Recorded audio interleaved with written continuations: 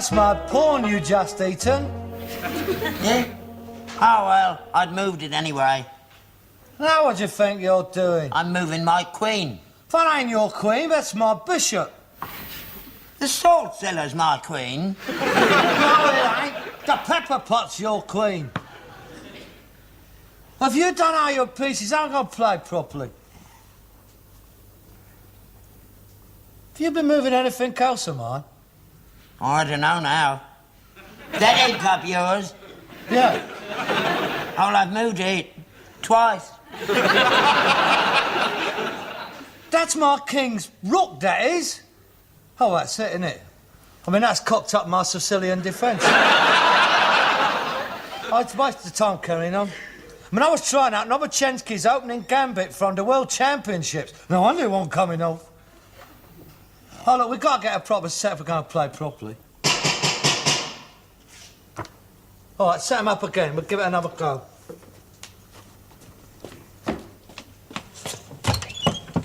Does Mr. Albert Steptoe live here? Yeah, he does. So the old fella's still alive, eh? Yeah, he's alive, just. Well, it's no good of just standing out here like a couple of raw prawns, eh? Come in, please. He's through there, in the lounge. Well, well, well! Who are you? You don't recognise me, do you? No. That's not surprising. It's 45 years since you last saw me. I was a knee-eye to an abo's wife front when I left. Oh, and Arthur! Arthur? Arthur? Yeah, Arthur! Arthur? Arthur? Yeah. Arthur? It can't be. Not Arthur. Arthur, yeah, Arthur! Harold, it's Arthur. Is it? I can't believe it after all these years. Little Arthur. Old fella, now don't get you so upset. Let's have a Captain Cook at you. Yeah, I'd never forget you. A bit small, a bit older, but I'd never forget you. Arthur. Excuse me. Oh, Harold, this is your brother. I've got no brother. Yes, you have, son. Arthur. Arthur? Yeah, Arthur. He's your elder brother. I don't be daft. I'm an only child. I've always been an only child. Arthur's your stepbrother. Mr. What do you mean, stepbrother?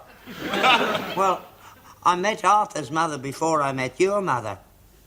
I see. And? Well, we was engaged for 6 years. And then one night I couldn't control myself anymore.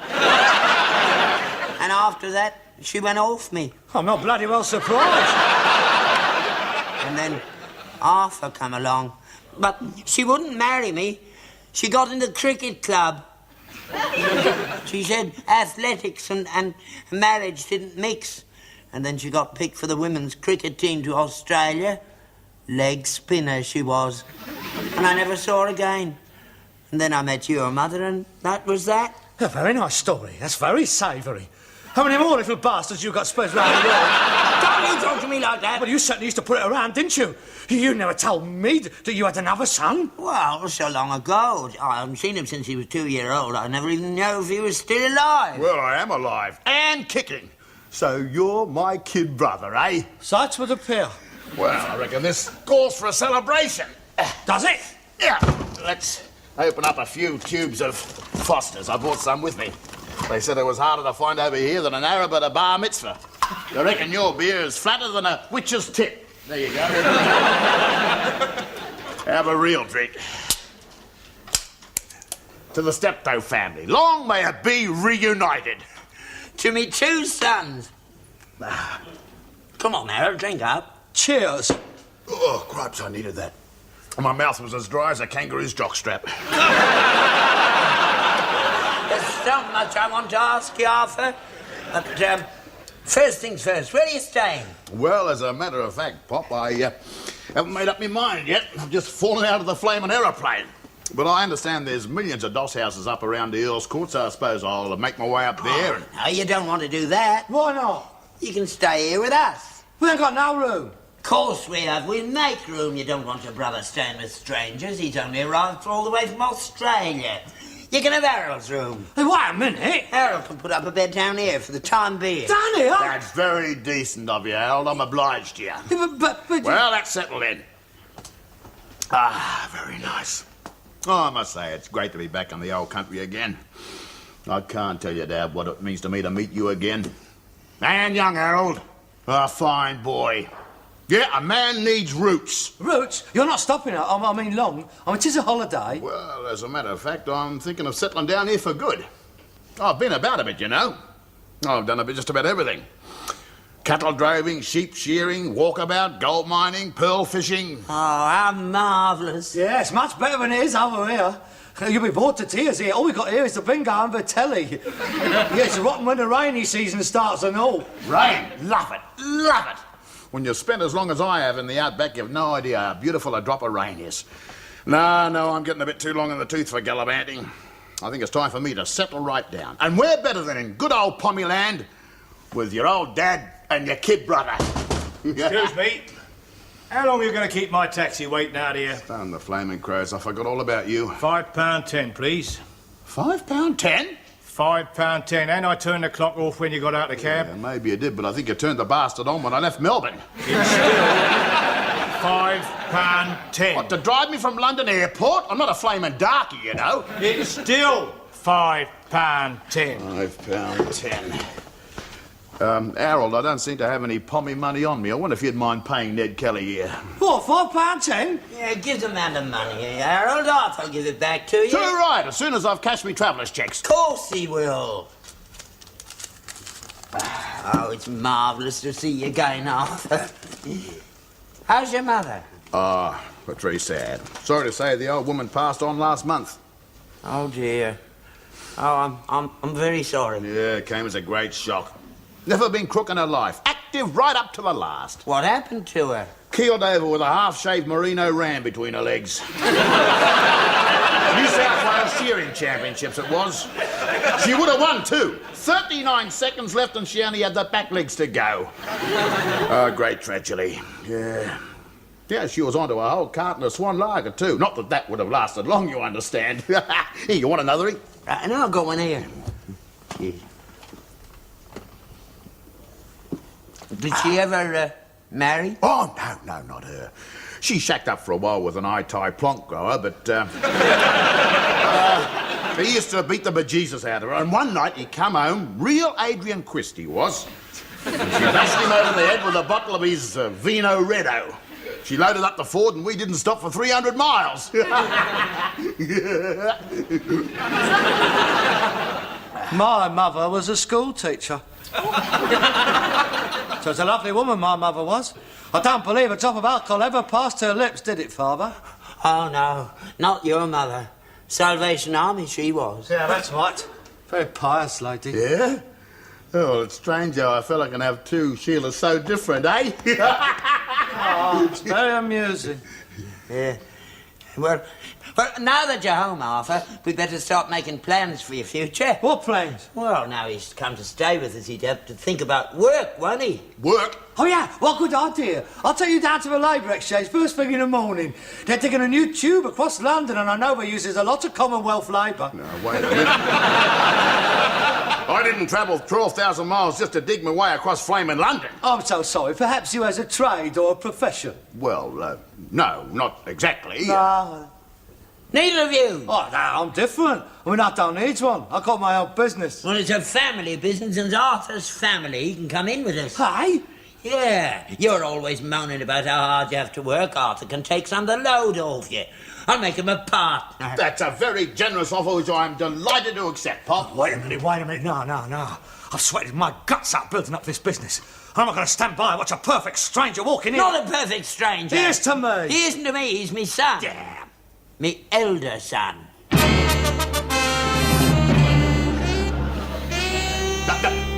Leave him be, Pop. Leave him be. He'll get over it. That's come as a bit of a shock to the young fella, me turning up like that out of the blue. He's bound to be a bit jealous. I can't understand it after all I've done for him. Well, he'll get over it. Just give him time. In the meantime, I think I'll go upstairs and clean up a bit. But first, I'll pop outside and point Percy at the porcelain. And then, I'll tell you what I'll do. I'm going to take you and young Harold up to town and buy you some slap-up tucker in a bonza frog calf. Marvellous. Yeah, there's just one thing, Dad. I wonder if you could see your way clear to lending me a few quid. Just until I get me travellers' checks cashed, do you understand? Of course. Anything you want. 5, 10? Yeah, I better make it 20. No, second, make it around 50, then I won't have to keep coming back to you. 50 it is. Oh, it's good to see you again, Arthur. You don't know what this means to me, having me 2 sons around me. You've made an old man very happy. Well, it's great to be back home, Dad. Oh, wait a minute. I got a little present for you.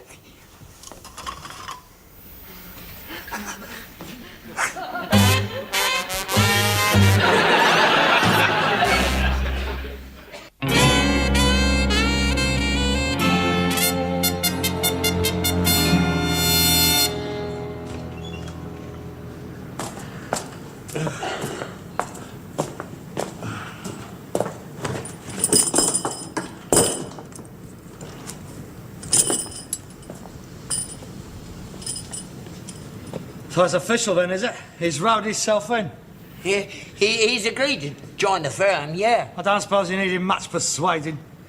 And I can't understand you taking this attitude. Why are you so bitter against him? He is your brother. How do you know? You've never seen him before. I mean, a middle-aged out-of-work Australian turns up here. You've never seen him. It could be anybody. He says he's your son and you believe him. You're so gullible. Oh, he's me son, all right. All them photographs he showed me of me and him and his mother, and the things he told me he could never have known of yet. Oh, he's me son, all right.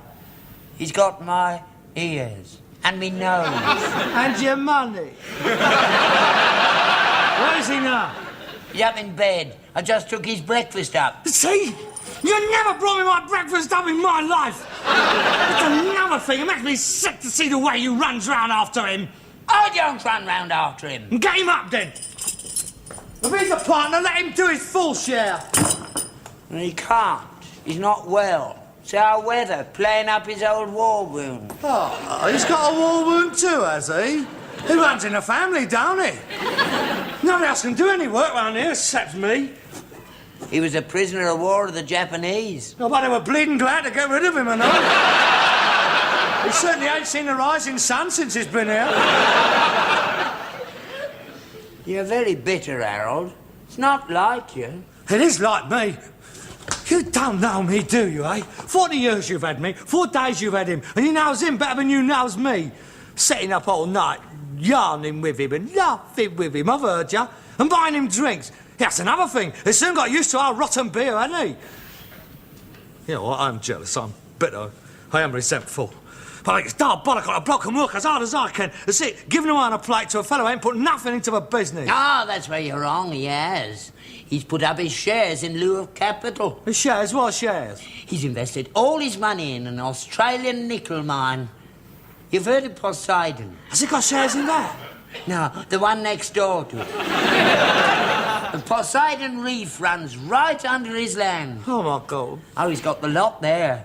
Nickel, gold, opals, tin, steel. Bread pudding, marmalade. You daft pillock. You can't have a steel mine. You make steel. You'd believe anything, wouldn't you? It's better than Poseidon. Everything he's got's on top. You don't have to dig for it.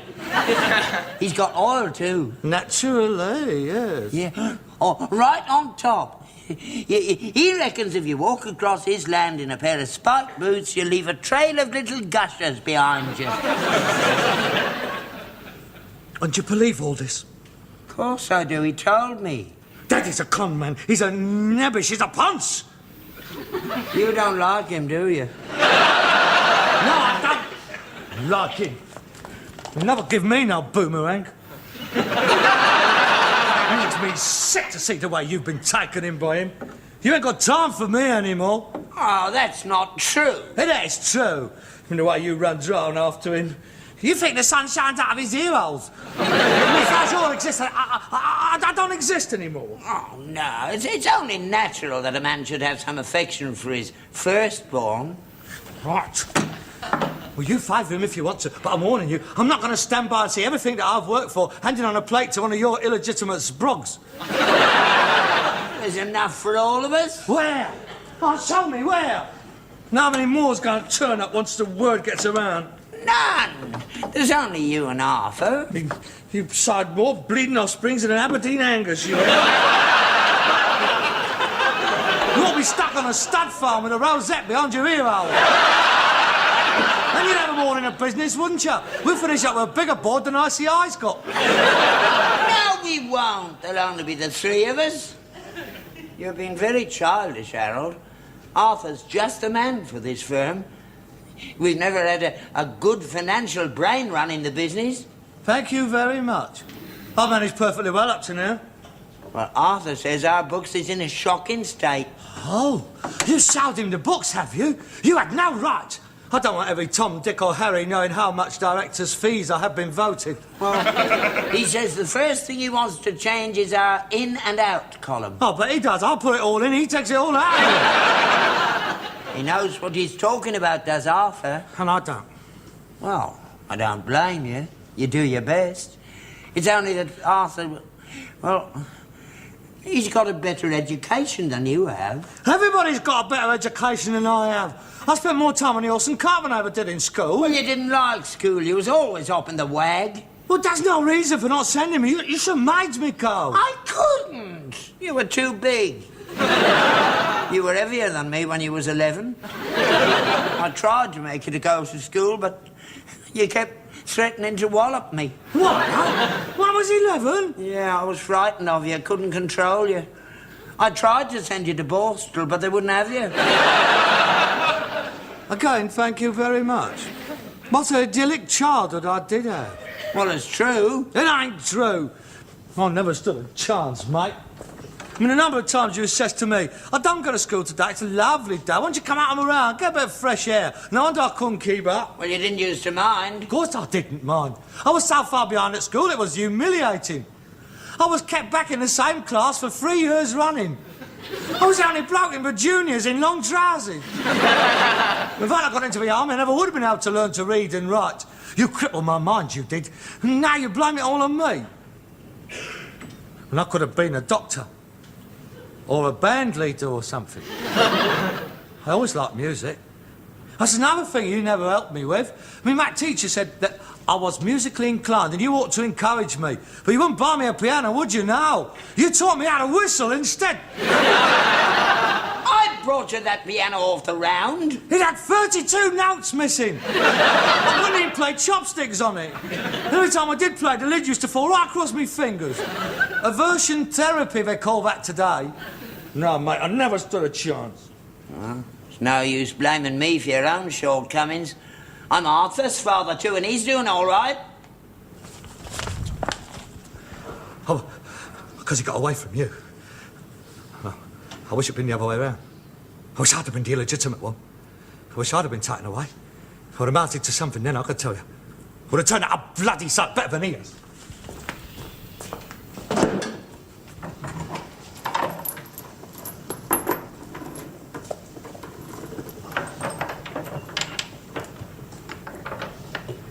I never knew you wanted to be a band leader. You never bothered to find out, did you, eh? That's another thing I can't forgive, because you just wasn't interested. You were more concerned with yourself than you was with my future. And now what little bit I've managed to build up for myself, you want me to share it with someone else. Well, it's not on, Dad. You're going to have to choose. It's either me or him. Oh, that's not fair, Harold. You can't ask a man to choose between his sons just like that. That's okay. It's dead simple. Either he goes or I goes. Make up your mind. I can't, Harold. Right, that's it then. Harold! No, I should have gone years ago. I had to stay here and look after you. Well, it's different now. It's his turn. It's all changed. 40 years I've had you. It's his go. And God help you, mate. But what about the business? Let him run the business, if you can get him up, that is. Oh, no, Harold. Harold, he can't go now. Not now. It's time to go out on the round. I've completed my last round for this firm. Well, who's going to do it, then? May I suggest that you tippy-toe to the house and turf Wallaby Jim of the Islands out? Give him a mat, put him on a cart and let him get on with it. He won't be able to drive that horse. You know she won't go out with anyone but you. No one else can handle her. Then I suggest he sells some of his nickel shares and buys himself a kangaroo. He should be at home with one of them. He'll be able to hop round in no time. Now, Harold! Yeah, I'm starting that on my own. No, Harold! Goodbye. No, Harold, don't go. Come back, I need you. Yeah. You'll be back. Morning, Dad. Afternoon. Oh, the old war wound's playing me up again. Oh, now I know how you must feel, Dad. Oh, still, perhaps in a couple of days I'll be able to get up and give you a hand round the station. Yeah, about time. Yeah, well, I've been going through the books again, Dad. I haven't just been laying up there scratching me kaboony, you know. And I've come up with one or two ideas. Now, it seems we give young Harold 10 shillings a day for his lunch. Now, I reckon if we give him sandwiches instead, that would be a net saving of about... He's gone. Gone? Gone where? He's walked out. Oh, that is a blow. Still, he'll be back when his gut starts rumbling. In the meantime, Dad, I wonder if you could see your way clear to lending me another £5. There's a horse running at Kempton Park this Yeah, and there's another one out in the stable raring to go as well. Get your clothes on.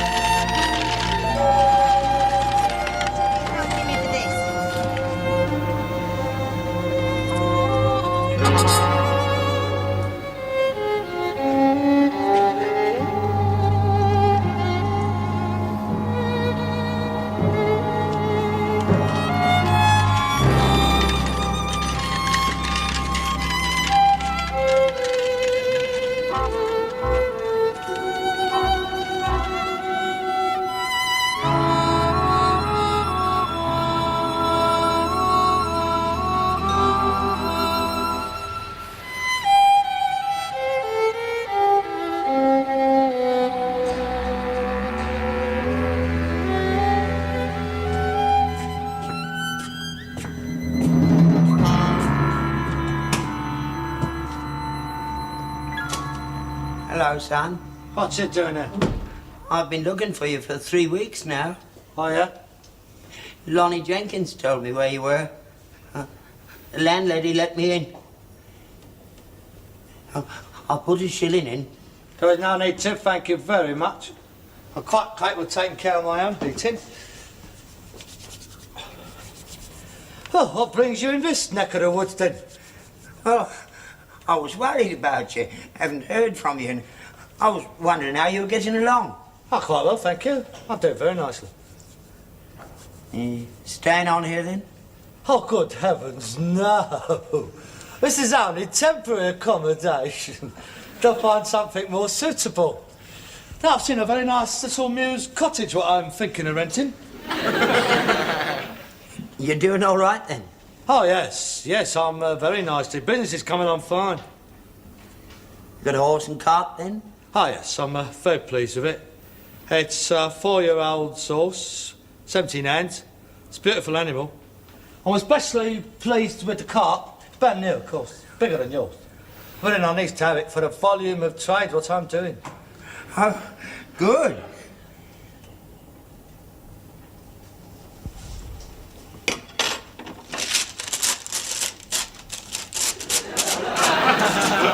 Aren't you going to put jam on it? You always like jam on it. I ain't got no jam. So I'm on a diet, so I could give nut jam. Yeah, I mean, we eat too much, we businessmen. We're digging our graves with our own teeth, as my specialist puts it. Harold. Yeah? Come home, Harold, please. I've been through all that before. I don't see the advantage of discussing it anymore. I need you, Harold. The business needs you. I'm sure your new business manager can look after it perfectly well. He's gone. You go. Where? Hopped it. Back to Australia, I think. You were right, Harold. He was a ponce, a lazy, no-good con man. I told you, a bloke like him, he wouldn't take the horse and cart out. Oh, he took it out all right. It's the trouble, he didn't bring it back. Flogged it. Never seen him since. Swine. Yeah, well, what to expect? They're not all like me, you know. I don't know what to do. I haven't even got a horse and cart now. Please, Harold, come back. I can't manage on my own. I don't know about that. I would like to help you, really, I would. But it's going to be very difficult. I mean, I've got a whole yard full of people depending upon me now. Of course, I wouldn't ask you to close up just like that. I thought we might come to a business arrangement, put it on a proper business footing. A merger between your firm and mine. We could call it Steptoe and Steptoe. A reverse takeover, you mean? Yes, it's quite a common arrangement when a small, thriving firm like mine appears to merge with a larger firm, but in effect takes it over. Yeah, that's very interesting, I must admit. I suppose we could enter into exploratory dialogue. Mind you, the assets of the both companies have to be fully analysed. That didn't last long, did it? She's got that well rigged. I ain't got no more shillings. Yeah, I only carry notes with me, you see. Difficult. I'll tell you what, Harold. Why don't we carry on our explanatory dialogue back home? The fire's in. I banked it up before I left. Oh, well, of course. I mean, psychologically, I will be at a disadvantage talking to you on your home ground. I got steak and kidney pie in the oven. And then, have you? And sherry trifle. And jam. I got jam, too. Oh, yeah? Oh, well, I suppose the venue of the talks doesn't necessarily affect the outcome. Yes, I will concede the point. Right, shall we go now? You do realise these is only exploratory talks? Oh, of course. Well, come on, what are we waiting for, done it,